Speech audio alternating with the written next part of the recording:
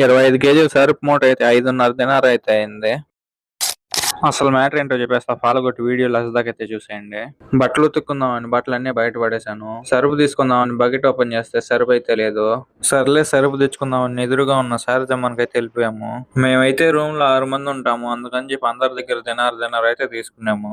మేమైతే కంపెనీలో వర్క్ చేస్తున్నాం కాబట్టి బాక్స్ ఓపెన్ చేయడానికి కటర్ అయితే కావాలి. కటర్ కోసం మొత్తం వెతకం, కటర్ అయితే దొరకలేదు. మార్కెట్ మొత్తం 2 రౌండ్లు అయితే తిరిగేసాము. ఈ హ్యాండ్ బ్యాగ్ అయితే చూడండి ఎంత బాగుందో, చిన్న పిల్లకాయలకి అయితే భలే ఉంటుంది ఈ హ్యాండ్ బ్యాగ్ అయితే. ఆనంద్ అయితే వెల్సీ vitamin C 1000 mg orange flavour అయితే తీసుకున్నాడు.